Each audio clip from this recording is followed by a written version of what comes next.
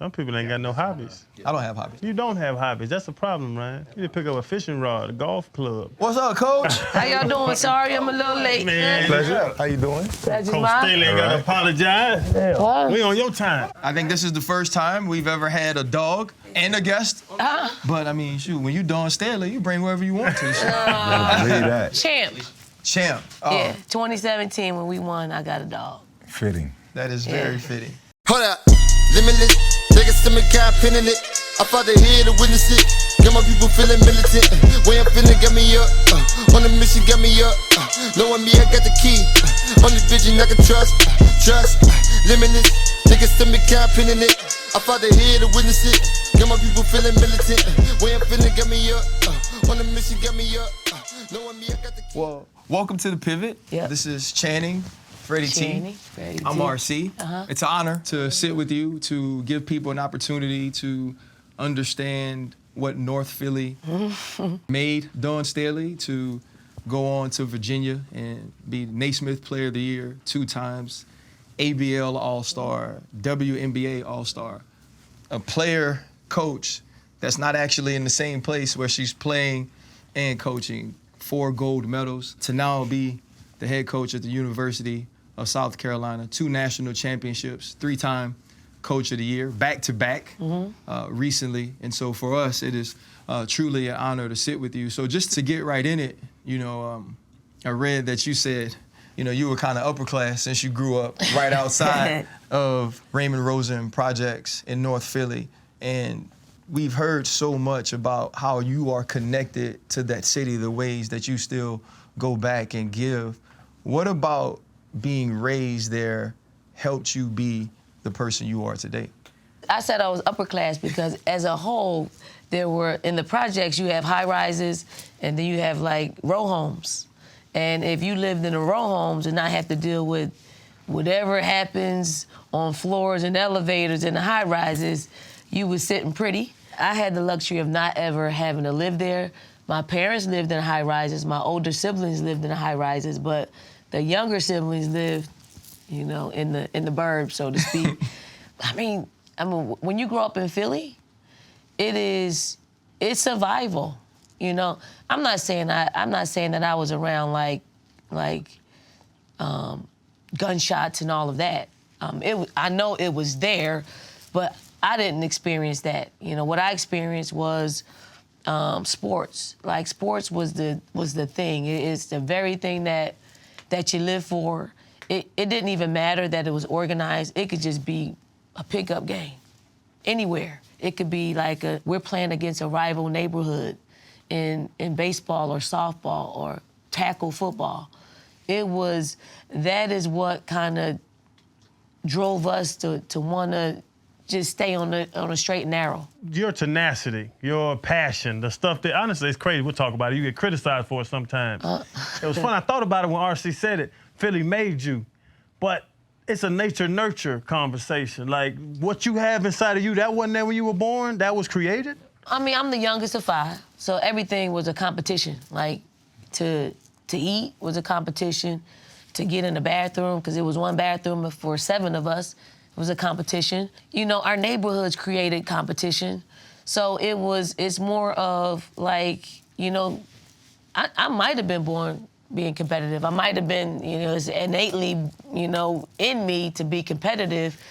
It's just, where do you foster that? Where do you find the places to feed that will have a positive impact on your life? Because you can, you know, I never learned this, and I'm glad I didn't learn this at an early age, is to play craps. Like, because they play craps. Like, I never learned it. I never learned it, maybe because I never had money to play. Can't get in the But game. I never, like to this day, I don't even know, like, you go to a casino and you play craps, and you got the highest percentage of winning the most on the crap table. But I didn't learn it. I didn't learn that because being as competitive that I am, you know, I probably would have lost a lot. Yeah. I probably would have stole some to go play. So, I mean, sports was the thing that really got me into just feeding my insatiable appetite for wanting to win. Coach, RC tried, and I told myself before we got started that I wouldn't try. I'm usually the guy that gives everybody their flowers when they come on the show. So I was going to run off your list of accolades. You got too many, so I'm going to tell all our people, just Google her. If y'all want to know, she got so many. And are you a hoarder? I am. Because I'm looking around. I am a hoarder. Do you have enough trophies? This is insane. We got 2 rooms. I'm sure it's more. I don't want this at my house though. Like I don't have trophies or anything at my house. No? Yeah, everything's here. All right, so going back to the coaching days when you first started. So you were still actively in the WNBA when you started at Temple. Grinding so you can be your best in the WNBA and also try to give the young ladies your best at Temple. Juggling all that in that process, how was that? It was easy, I mean, I got great people. Like, I got people who were like real coaches. I didn't really consider myself a real coach. But just, I think who you hire, who you get in a foxhole with, is very, very important. Like, I got people who really balance, what my weaknesses were. I didn't know how to be a coach. I didn't know all the administrative work. Didn't know that. So I tried to go get somebody that was a coach. That's what that's what they've been doing for decades.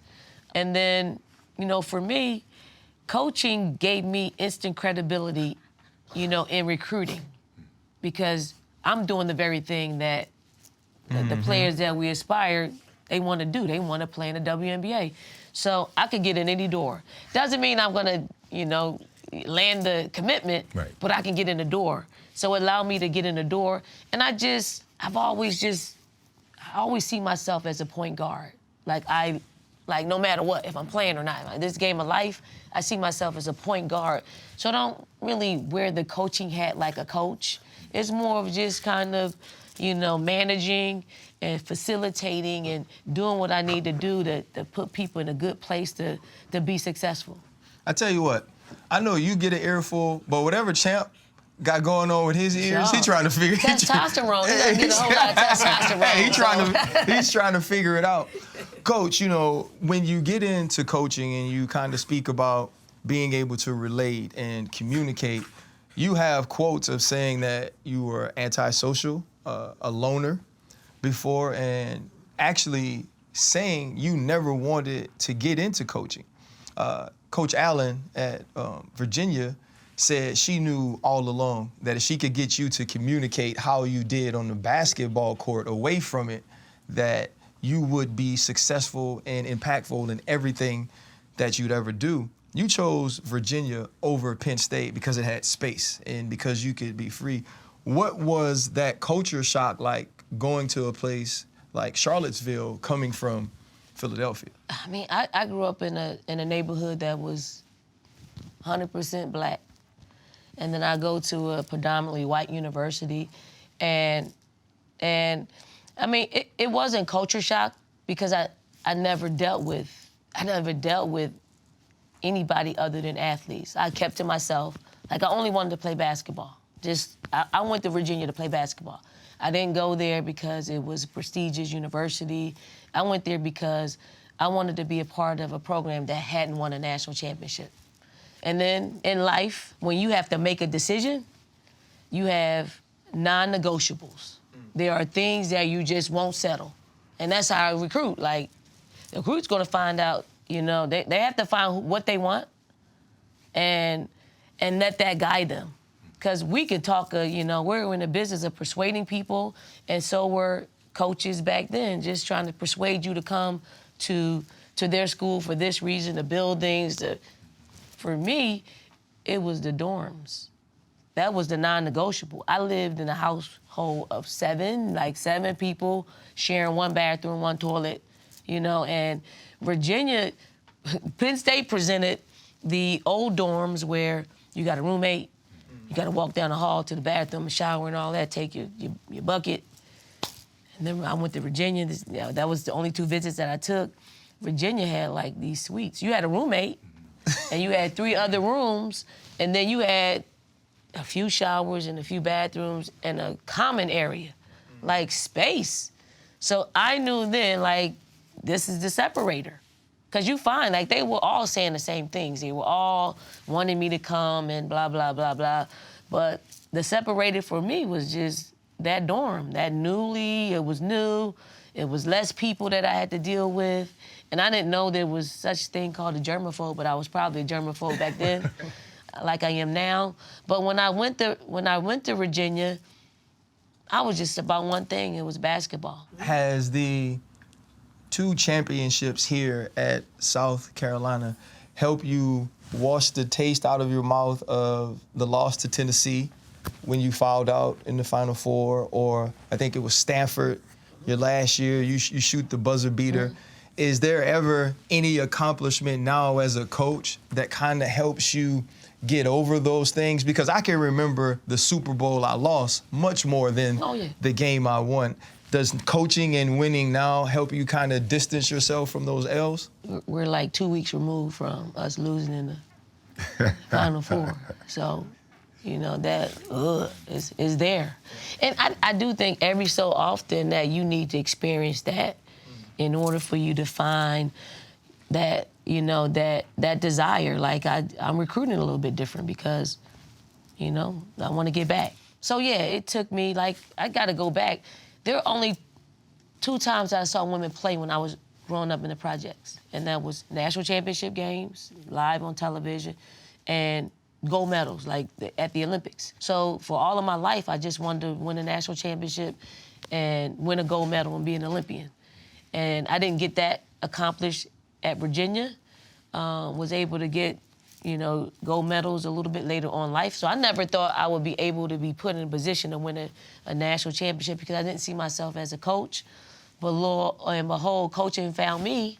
And the first one allowed me to just enjoy it. Like, I selfishly enjoyed it because it's something that I really wanted to do, but also look beyond that and just, you know, all the former players that believed in us winning the national championship, knowing that we probably weren't going to win. It was for them. Like, it was really for them to be a part of it. And I actually gave every single one of my former players at Temple and South Carolina a miniature national championship trophy. And the coaches that I coached with, because they were just as much as a part of it, because it's really the build. It's the people who were believed in you before you're actually able to win it are the most important people, because they believe without knowing. And then until you're actually able to win a national championship, you don't know. Like, as a coach, you don't know what it takes. So I know I was one of those coaches that when we didn't win and I was recruiting for people to come, I didn't know what I didn't know. But now I know. Like, when you've won, you know what it takes. And it takes more than 5 players, 6 players. It takes a commitment by probably 9 to 10 players. The question I had for you was the success you've had on each level, from high school, player of the year, 2-time Naismith at UVA, right? WNBA, internationally winning gold medals, as a coach winning gold medals, and here. With that, what has been the key to your success? I don't really care about that stuff. I really don't. The key is just to compete is really fulfilling to me. Just to navigate through how to outfox somebody. Like, I get more of a rise out of that than the actual winning part of it. I do think the winning is for other people. Like, I want to win for our players. Like, I mean, I've won pretty much everything that. So it's more of being a dream merchant for my players. Like, I don't want them to hurt. I want them to do it the right way. I want them to really understand, to take care of our game, because we're at a place where it's busting through the seams, and we have to take care of that. Like, I want to coach players who understand, like, how to navigate, how to continue to keep our game in a place where people want more and more and more and more.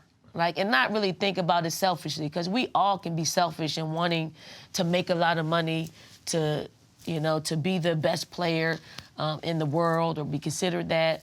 But there's a way to go about doing it. I think men's basketball has an edge on women's basketball to a certain extent.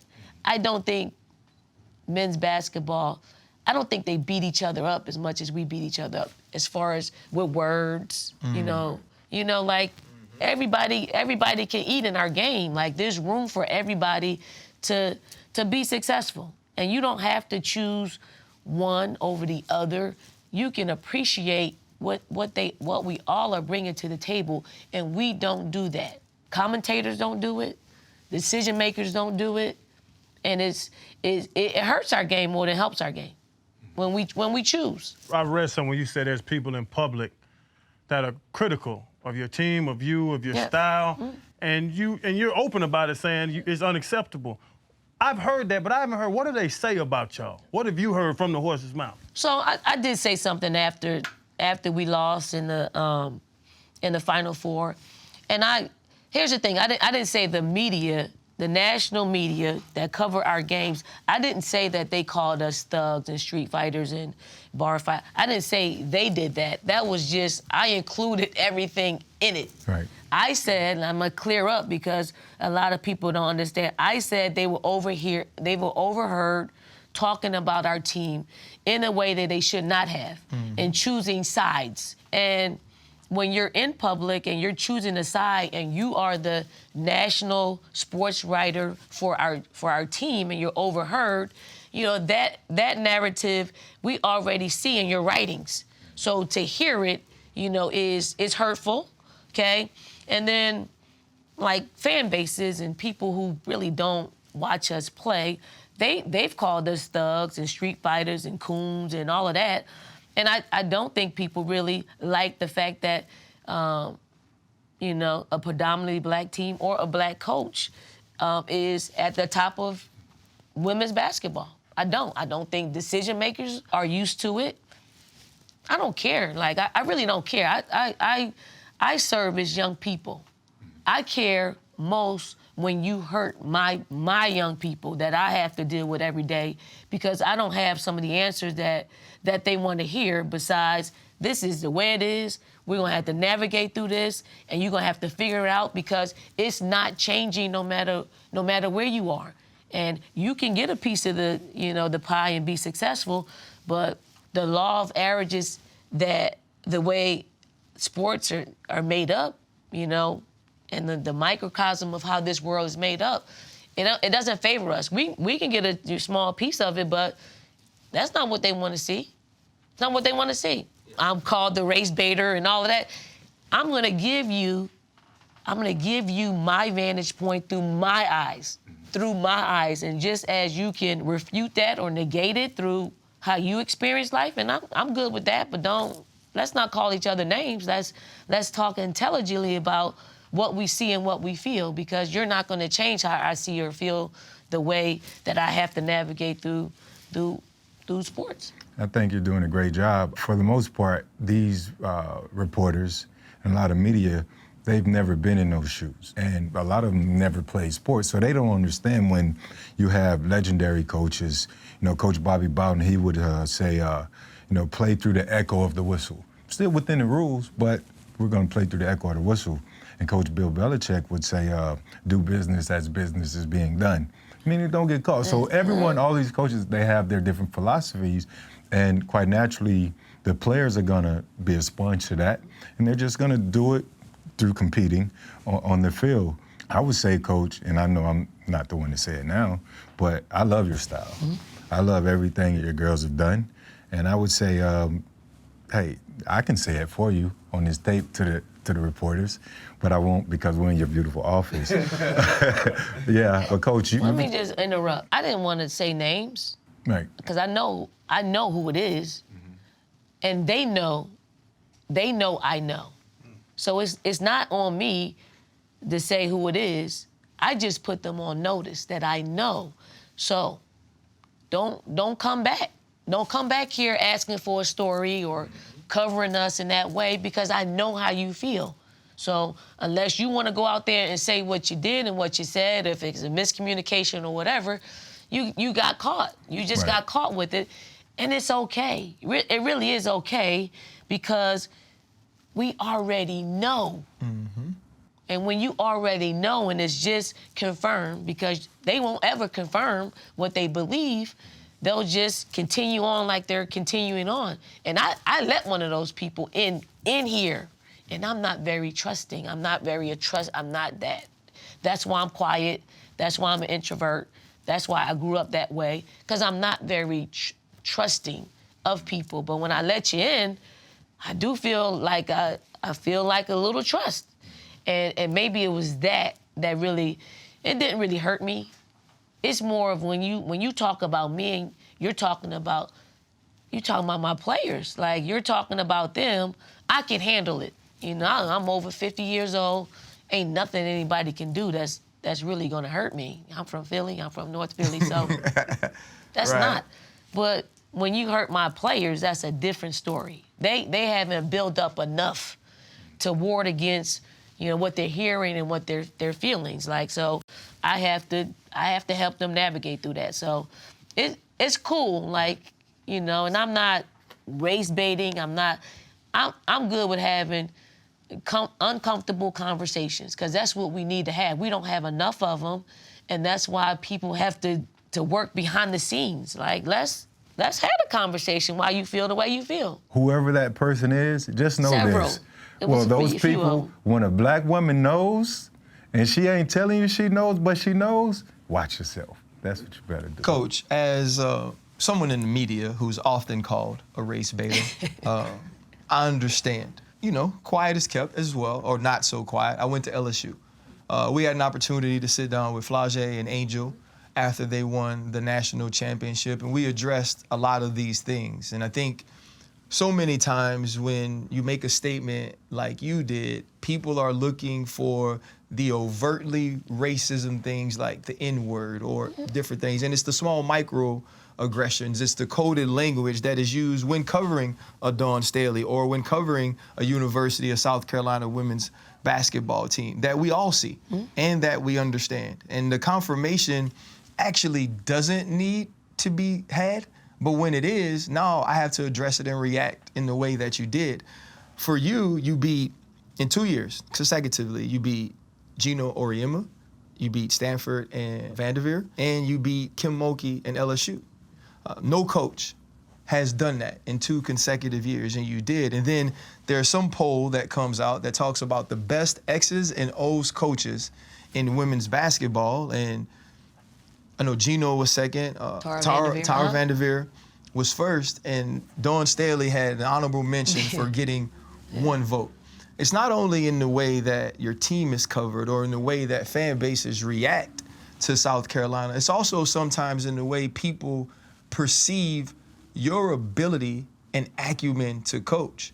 You fight for black women and also just women's sports in general. When you see these type of things, how do you feel about those? I feel like, damn, if I'm not a good X and O coach and we're beating who we're beating, who are they? Like what?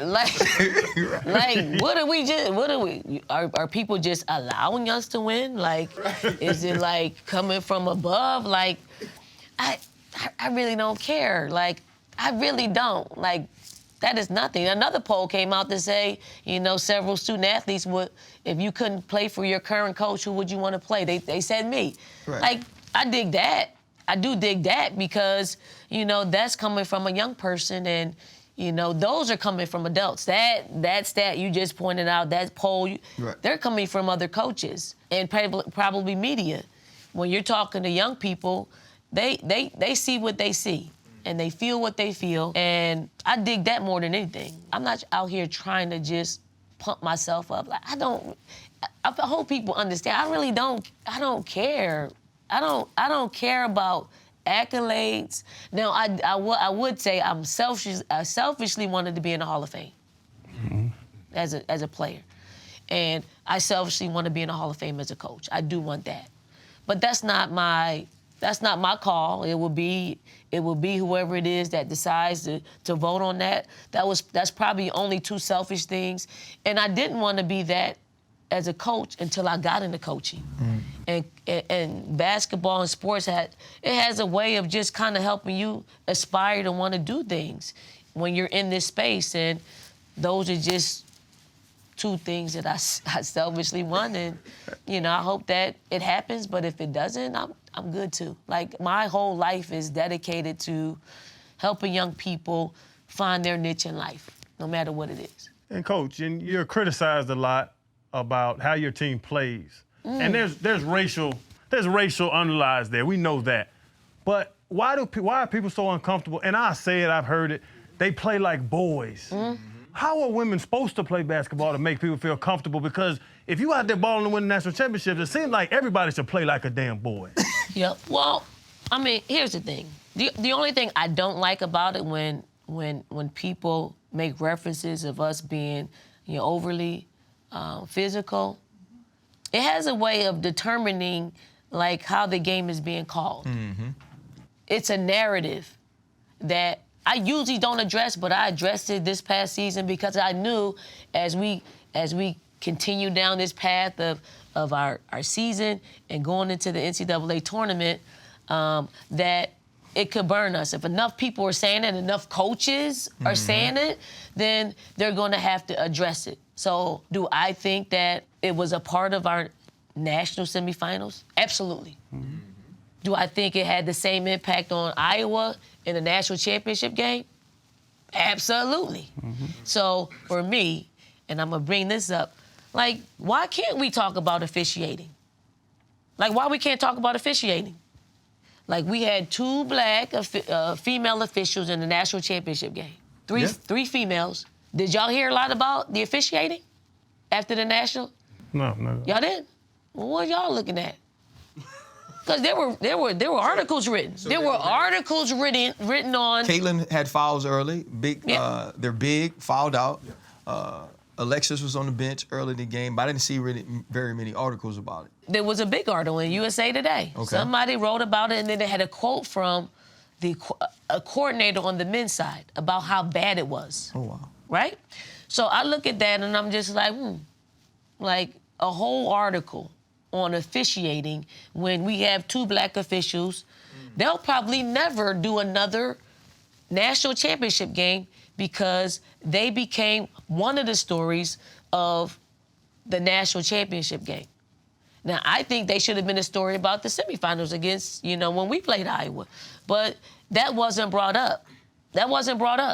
So for me, I do think officials, we should be able to talk about the officials, whether we agree or disagree, and I think officials should be able to talk because they're becoming more a part of the storyline in our game, and they should be able to defend themselves.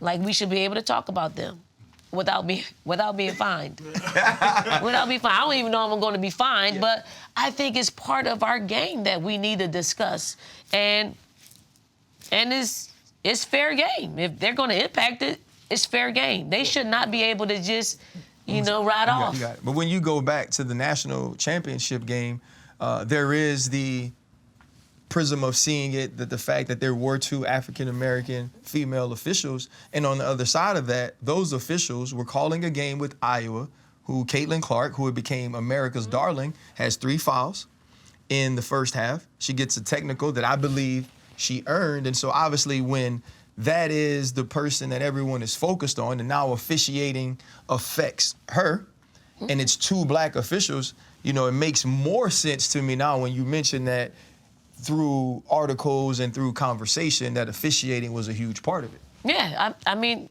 it is. And it becomes, that was a narrative afterwards. And I don't know if it's because of 2 black officials or just bad officiating or what have you. But I know what's going to happen to those officials. Yeah. I know. And I'm going to watch and see if they get a chance to come to the Final Four or do a national championship game. Probably not, but I got to look out for them, too. I got to look out for them, too, because that's the way it is. They may not get another chance, so I'm hoping they do. How do the girls feel? They're basically babies. And how have they responded in hearing all of this? Leah addressed it after the game. She thought that coming into the game, she wasn't able to play her game, and it was a psychological advantage throughout the game. And did we play our best game? No, I'm not. Did we do enough to win? We had 3 3 turnovers at a crucial time in the fourth quarter that if we convert, we probably win the basketball game. Could we play Clark a little bit better? Yes. Could we change strategies and scheme a little bit better? Absolutely. Absolutely. Could have done all of those things. So I'm glad that our players had the WNBA draft to refocus and to get them ready for the next phase of their life. And they left me with having to deal with it and trying to navigate through it. But again, it's our game. Like, you win some, you lose some. And I'm not, I don't know what it is. I don't know what it is that's on the other side of it. But our downfall in not being able to complete the season was real good for our game. Like, 9.9 people watched the game. It topped off at 13 million. Now, I can look at ourselves like we the sacrificial lambs of that happening, but it's good for our game. And I'm okay with it. I'm a sore loser, but I get it. Like, I get it. Let's bounce back. Sometimes you gotta learn how to lose to win again. And that's how I'm gonna look at it. Hey, Coach, talking about the officiating, and it happens all the time. Because you boys, college basketball boys, NBA, WNBA. Yeah, we lost the Super Bowl because of a call. The Eagles, I'm saying. The Eagles. That wasn't holding? Huh? That was holding?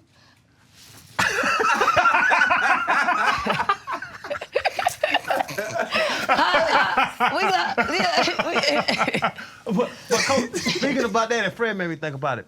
With your team, because address me if I'm wrong about it.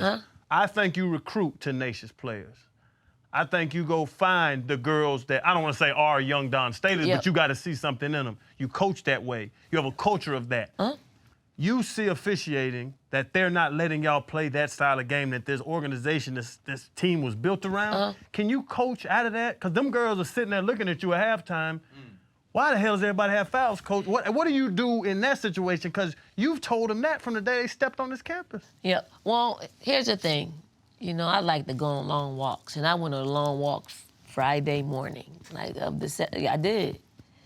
Officiating was on my mind. Like it was. It was like we got to get the right officials. They got to call the right. They got to call the game. They got to call the game as they called the game all season long. All season long. And if they can do that, then we're good. But I am thinking about, they are a part of our game, and you have to game plan for officiating. So, yes, do I tell my team, it doesn't matter. It doesn't matter what they're calling and how they're calling. We just have to focus on what we can control.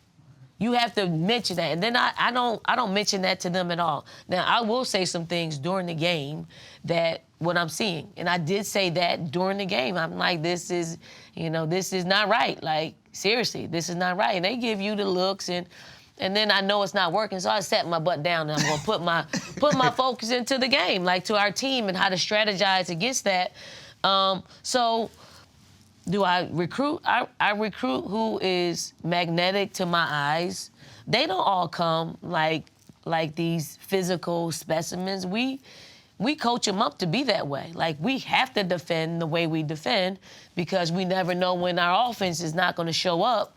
So yes, we're tough defenders. We're physical. We can take it as well. We can take it as well, but we can't take it if we had to succumb to things that we can't dish out. Like, Aaliyah Boston got beat down. Yeah. Like, beat down. She wasn't able to move like she normally moves. She's getting hit, and she could take that too.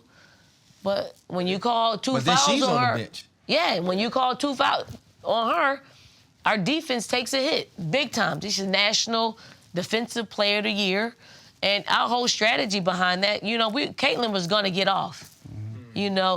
Sanano was the key for us. They're big. Like, we wanted to take away the amount of points that she scores in the paint.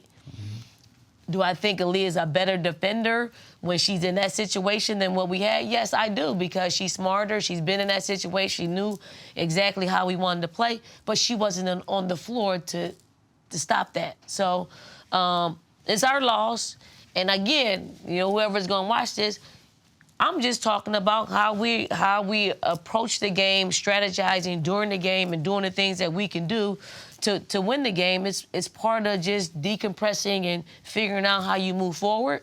So, I mean, it is what it is. Yeah. We got to continue to be who we are. Like, I'm not changing the way I coach because of officiating. I can't do that. I don't know another way to do that. Same thing you did your whole life. That's it. You take your lemons and make lemonade. I'm just going to have to try to beat them at their game. So whatever that is, you got to get ahead of it. Coach, you mentioned that the young ladies of your team this year got an opportunity to kind of reset and go into the WNBA draft, which y'all absolutely dominated. And they were fly that night as well. That is an historic recruiting class for you and what they were able to accomplish. What was the moment like to see them be drafted, to dominate the top 10, and understand the type of players you were able to help them become, but also the type of young women? I mean, I call myself a dream merchant, and that night I was full. Like, I was full to see their parents, to see their siblings. It is what they've talked about for as long as I've known them. And there were some that I thought should have gone a little bit earlier, but didn't. But she can handle that. She's always one that has to work a little bit harder for things, rebuild, and she'll handle her situation. There was one that, was thinking about transferring last year, that ended up coming back, and I'm just like, you're a first rounder. Like, there's no, and it won't be the last year that will determine you being the first round. The coaches and GMs of all professional sports are looking at an entire body of work, and they're looking at, what your potential is moving forward. And it was the first time ever, I think ever, that someone that came off the bench was a lottery pick. Yeah. First time ever. So, I mean, and then we got the #1 pick. So I just think that when parents say, I give you my child, and I take that very, very seriously. And it's my job to figure out how I get them to that place on draft night to get drafted. And I take it personally every single day that I coach them. Sometimes I'm not liked by them or their parents because, I make them uncomfortable. It's our job to make them uncomfortable. It's parents' job to help them. And a lot of times parents, they don't want their daughters to hurt. Mm-hmm. They don't, because they hurt. They grew up. You don't want your parents don't want you to grow up like they grew up, so they try to foster getting them in a position of always being comfortable. And I'm just like, no,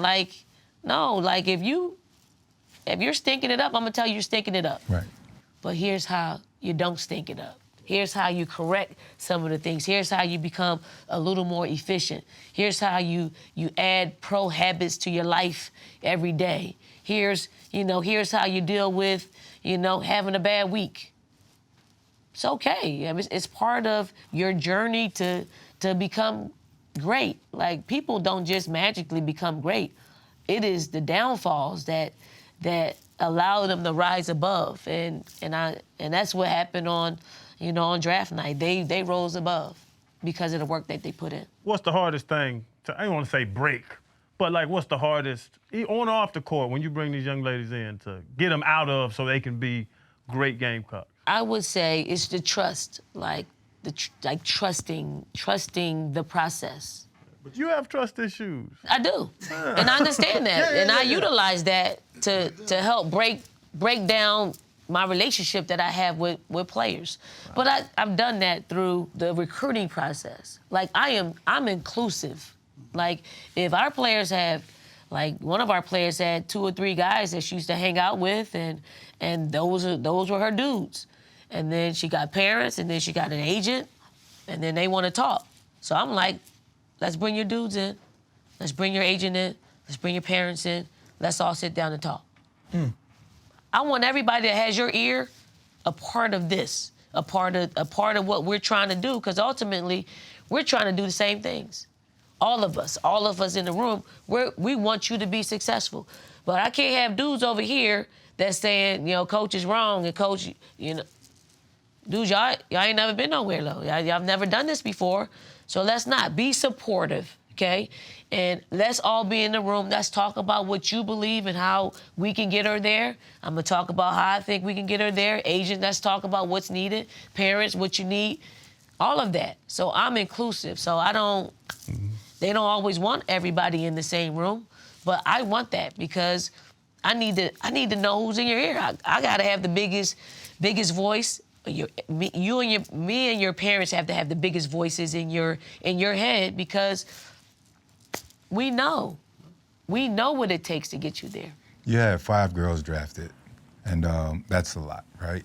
And coaching, recruiting, that process is you have, your own personal life, and the game is evolving, always evolving, and then eventually they might even start changing some of the rules because of your style of coaching. What's most exciting for you, and how excited are you to get back to it with the unknowns? Like, you got a big rebuild job in front of you. So how excited are you for that? Well, I'm super excited because we'll probably play a role in which we'll be hunting rather than being hunted. So it's a different dynamic.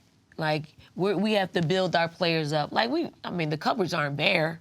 Right. They're just not as experienced. They haven't had a lot of time being in that role of getting most of the reps, and then having to deal with like our coaching staff every day. Like, it's a grind every day to be a starter for us. Like, you got to be on. Like, as a reserve, you could probably hide behind the starters a little bit and not bring it every day. We see them, but we also understand it's a process for them.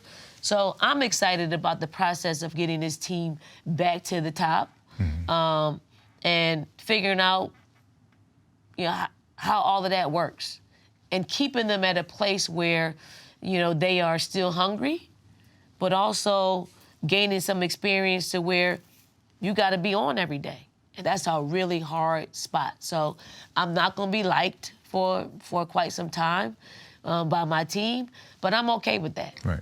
I'm not here for you to like me. I'm here to be your dream merchant. Right. And to get you where you need to be. I don't know, Coach. I feel like everybody likes you. Nah. You were at the spring game. Everybody loved you That's at the South spring Carolina. game. You Okay. dancing, having a great time. The women's coaches that you've given a part of your championship net to, and then have Coach Barnes win and have all of those things. And there were actual segments just about your gear.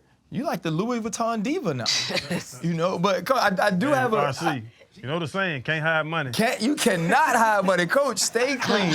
But also, Coach, in your dress, not only whether it's Louis or however you dress, representing Yolanda Laney with the Cheney State jersey, or Brittany Griner, and when she was going through being detained in Russia, when it comes to your style and kind of the way you interact, which I think is the reason players around the country, when asked, say, yeah, I want to play for Coach Staley because I can relate to those things. Do you put a lot of thought into what you're going to wear on game day, or you just come out clean? No, I put some thought into it. I'm not driven by it. Like, I like themes. Like, I like to stick with themes. I like Louis right now. I like different stuff. Like, I like to support people in how I dress. Like the Cheney State, Yolanda, she's from Philly. And Coach Stringer's been she's been iconic for our game. And I had some sweats that didn't go with anything besides that jersey, so it just kind of. And then I like to support Black designers. Like, I wore Rich Fresh. I got a chance to meet him when I did the Aflac commercial, and I'm like, let me put Rich on, because he, to read his story, he was living out his car, and just needed a shot. Like, I like to hear stories about that, and if I can push them to being successful, I'm gonna do that. Eagles jerseys, they gave me a hard time. Like, people give me a hard time about, wearing what I wear on the sideline. They do, because I wore a couple of Eagles jerseys leading up to the Super Bowl and on Super Bowl. and I don't wear enough of our school colors. Like, it's our fans. Like, we don't wear enough of our school colors, but I think we should just have fun with it. It's an opportunity for us to grow our sport and grow things that are near and dear to us. And I'm not going to stop. I'm over 50, and once you reach, that platform, your life becomes lean. Stuff doesn't matter. Like, little simple stuff doesn't matter. Like, I'm gonna be who I am. I'm my mother's child. I didn't like my mother growing up because she had rules, she was strict, she was disciplinarian, but now I find myself more like her. And I do attribute my success with being a disciplined person. Chan, I mean, she's talking about being 50. She should probably just call Fred and talk to him about when he was going through it. Yeah. Once he hit 50. How was 50 for you? So check this out. So not quite there yet, but I'm sneaking up on it. But we do have stuff in common. She was the 9th pick in the first round. Y'all might not know number. I know, I talk about it all the time. Don't worry about it. It's all love. I love y'all. We got drafted early. But no, Coach, in recent years, you also spoke about inclusion, underserved minorities in coaching. Can you speak to that a little bit? Yeah, I mean, I got an opportunity because somebody saw something in me that I really did not see in myself in being a coach. And if you're in the game long enough, I just finished my 23rd year being a coach. If you're in it long enough, and I'm a loner. I just kind of put my blinders on and I just worry about myself. But when you're in it for 23 years, you see what happens. You see the cycle of black coaches getting opportunities to run their own programs, and they get an opportunity, and if they're successful, they'll continue. If they're not, they're forever assistant coaches, and we don't ever get a chance to fail. Right. Again, I think a lot of times it's in the women's game. Like, men recycle. They recycle. They get opportunities. I don't probably know as much about black male coaches getting the opportunities in their space, but I'm sure it's pretty much the same. And even in our sport. Yeah, same. NFL, it's hard. It's really hard. So somebody has to say it. Right. I'm getting more questions regarding that because of where I sit. Like 20 years ago, 10 years ago, I wasn't being asked these questions because we weren't as successful. But now when you become successful, you got a platform. Right. And I'm gonna shout it. We don't get opportunities because the people who are decision makers aren't black. Right. So I get that too. Because when I get an opportunity, I'm looking at people that I relate to.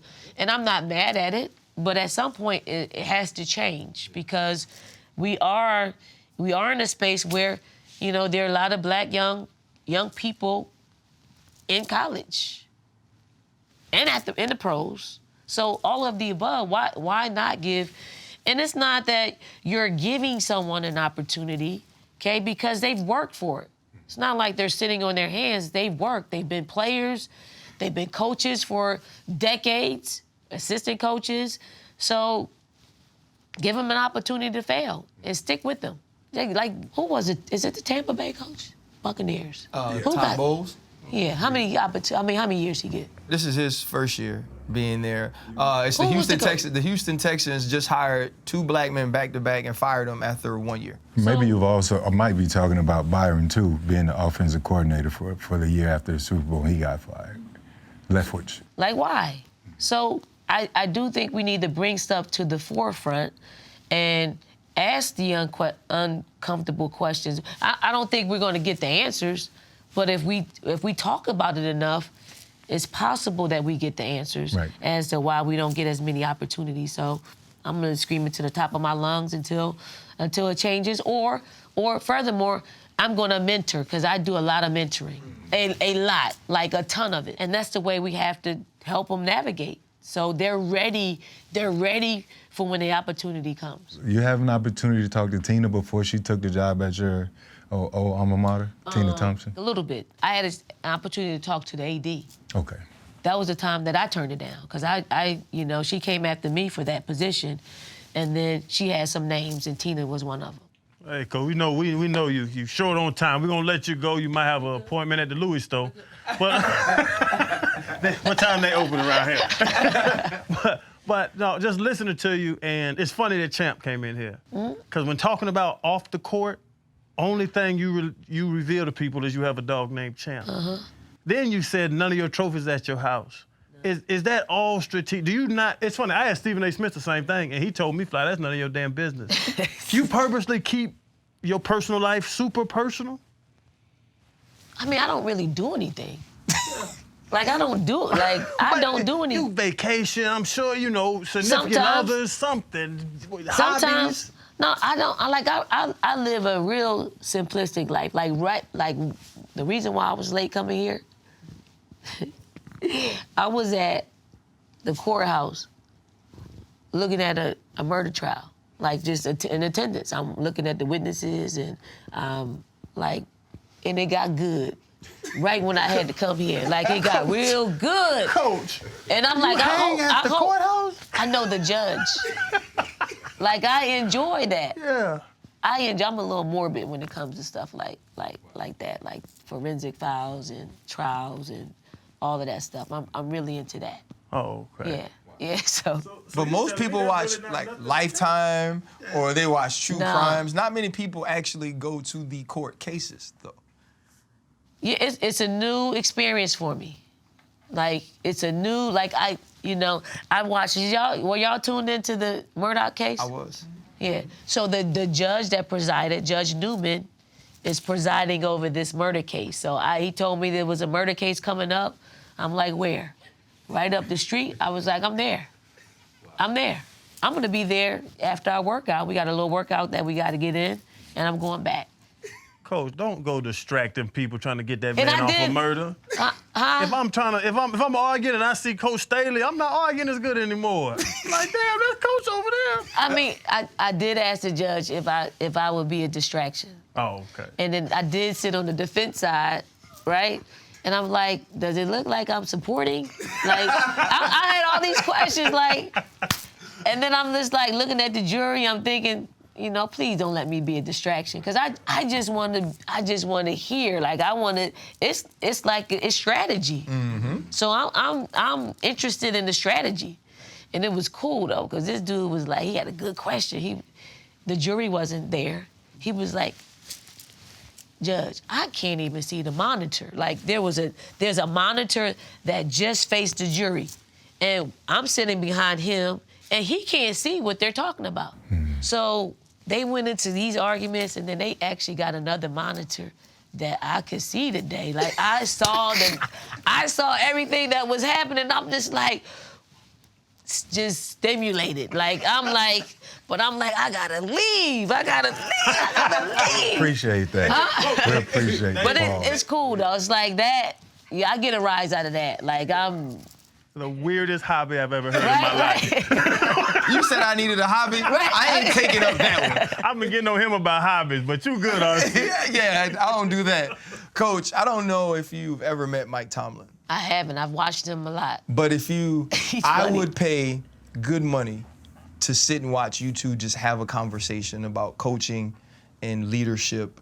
You mentioned that people look at you because of the place that you sit. It's not because you sit there and you haven't earned it. You've earned that spot. But he has a saying that he always said when we played together or when he coached me, the standard is the standard. You have now become the standard. And from the pivot and from everybody who watches our show, thank you so much for the time. I'm glad you were able to leave the court case. But best of luck to you. And I'm just The pivot is a great name. Because we all got to pivot. Yes. We all, I got to pivot right now. We lost, I got to pivot. I always talk about pivoting. I talk, sometimes the decision makers of our game, women's basketball, need to pivot. Because they stick with the same narrative all the time, even when it doesn't fit. So pivoting is a cool-ass title that we all, every single person has to do in their lives. Coach, we always include our slogan is accept, adjust, and move forward. That's what it is. So appreciate your time. Well, I'm going to be really honest here, Coach. My dad, right, the first women's basketball player my dad ever pointed out to me was you. And Channing likes my dad more than he likes me, right? And he's like that's what playing point guard is. And then I became a huge fan of yours through watching you coach and all of those things. And so I'm gonna be honest, the Final Four game against Iowa was the tough one for me.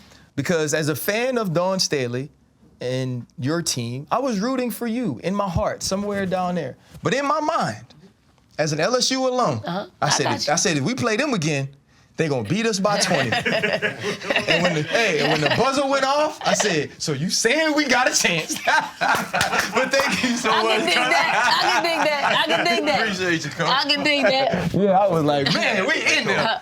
We usually, I know I try to rap a few times, and we usually ask everyone what's their biggest pivot in life.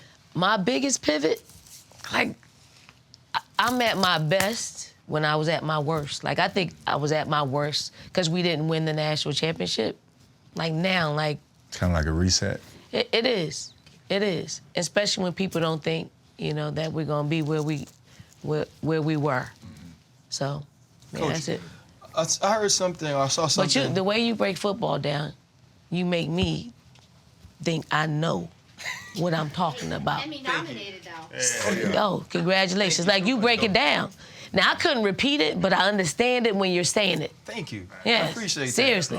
Yes. I was about to ask you another question, though. Coach, you said in, was it 96 when you got the gold medal? Yeah. You supposed to go hoop, right? Right after ABL or something like that? Yeah. I read somewhere you told somebody that was your lowest point after winning a gold medal. Like, I didn't even know. My body, my head was in a different place because I got my lifelong dream. And I'm just like, okay, like, all right, I got it. Like, what else is there to get? And it took me a while to just kind of decompress. I think I was a little depressed. And that's not something that's something that I don't really say out loud. But I could not function. Like, I didn't want to pick up a basketball. I didn't want to play. I wasn't competitive. And I think I just needed to decompress because like 2 weeks later I was back at it. But the moment that I got the gold medal, I'm just like, okay, what else is? I got my lifelong dream. That's crazy. Yeah.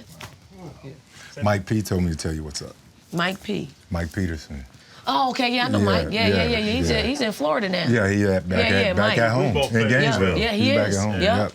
Yeah, I told him we were here. He's like, oh, she a real one, boy. You better know. I said, yeah. Well, appreciate it, Coach. Thank you. Really, you Good luck. hell. Yeah. Thank y'all. And Appreciate it. my wife don't even watch sports. Really? And I was like, yeah, I'm going to South Carolina. She said, who? I said, Dawn Staley. Yeah. You got the same thing at home. Yeah, I'm going to tell her. Tell her I said hi. She know exactly who we talking about. Yeah, I'm going to tell her. Hold up, limitless. Niggas to me, got pinning it. I fought the head to witness it. Got my people feeling militant. Way I'm feeling got me up. On the mission got me up. Knowing me, I got the key. Only vision I can trust. Limitless. Niggas to me, got pinning it. I fought the head to witness it. Got my people feeling militant. Way I'm feeling got me up.